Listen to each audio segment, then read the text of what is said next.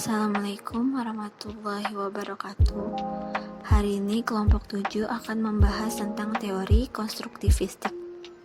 Kelompok 7 beranggotakan Sarah Eva, Anjali, Pobi, Asep, Ratu, dan Indah. Sebelum kita masuk ke pembahasan, ada yang tahu tidak apa itu teori konstruktivistik?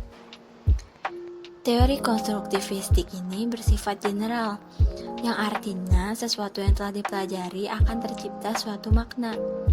Jadi, dalam teori ini bisa dikatakan bahwa belajar adalah sebagai kegiatan manusia untuk menghasilkan pengetahuan dengan memberikan makna sesuai dengan pengalamannya. Nah, teori ini juga mempunyai pemahaman tentang belajar yang menekankan pada proses pembelajaran daripada hasil pembelajaran tersebut.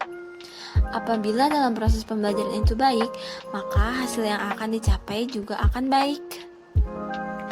Inti ajaran teori konstruktivistik ini yaitu menekankan bahwa peranan utama dalam kegiatan belajar adalah aktivitas siswa dalam mengkonstruksi pengetahuannya sendiri, baik melalui bahan, media, peralatan, lingkungan, dan fasilitas lain yang membantu pembentukan tersebut. Tujuan dari teori konstruktivistik ini, yang pertama, adanya motivasi untuk siswa bahwa belajar adalah tanggung jawab siswa itu sendiri. Yang kedua, mengembangkan kemampuan siswa untuk mengajukan pertanyaan dan mencari sendiri pertanyaannya. Yang ketiga, membantu siswa untuk mengembangkan pengertian dan pemahaman suatu konsep secara lengkap. Yang keempat, mengembangkan kemampuan siswa untuk menjadi pemikir yang mandiri. Yang kelima, lebih menekankan pada proses belajar bagaimana belajar itu. Kelebihan dan kelemahan teori konstruktivistik. Kelebihannya itu pertama, berpikir. Dalam proses pembelajaran akan tercipta pengetahuan baru, dan di situ murid akan berpikir untuk menyelesaikan masalah yang dihadapi, memikirkan ide, dan membuat keputusan. Yang kedua itu faham. Dalam proses pembelajaran, murid akan terlibat langsung untuk menciptakan pengetahuan baru. Maka dari itu, mereka akan lebih paham tentang apa yang diperoleh dan dapat mengaplikasikannya dalam setiap situasi. Yang ketiga, ada ingat. Karena murid terlibat langsung secara aktif, maka mereka akan lebih mengingat semua konsep yang mereka dapat. Yang keempat, kemahiran sosial. Kemahiran sosial ini akan diperoleh apabila ada interaksi antara rekan dan guru dalam menciptakan pengetahuan baru. Selanjutnya, kelemahannya. Yang pertama, peran guru sebagai pendidik menjadi lebih pasif, yaitu hanya sebagai fasilitator. Yang kedua, menimbulkan persepsi yang berbeda antara siswa satu dengan yang lainnya. Yang ketiga, teori ini menanamkan supaya siswa membangun pengetahuannya sendiri. Hal ini pasti membutuhkan waktu yang lama, terlebih lagi untuk siswa yang malas.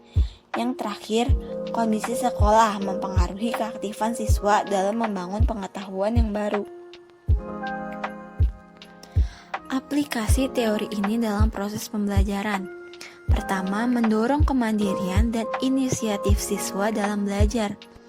Dengan menghargai gagasan-gagasan atau pemikiran siswa, serta mendorong siswa berpikir mandiri, berarti guru membantu siswa menemukan identitas intelektual mereka.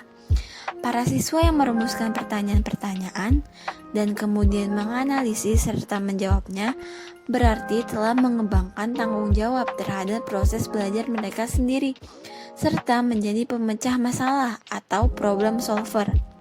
Yang kedua, guru mengajukan pertanyaan terbuka dan memberikan kesempatan beberapa waktu kepada siswa untuk merespon.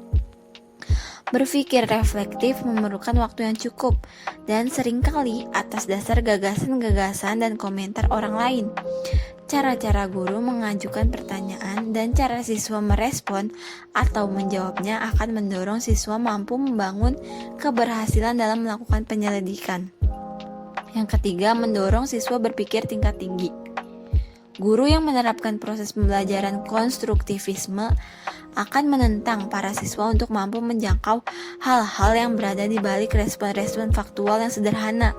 Guru mendorong siswa untuk menghubungkan dan merangkum konsep-konsep melalui analisis, prediksi, justifikasi, dan mempertahankan gagasan-gagasan atau pemikirannya. 4. Siswa terlibat secara aktif dalam dialog atau diskusi dengan guru dan siswa lainnya.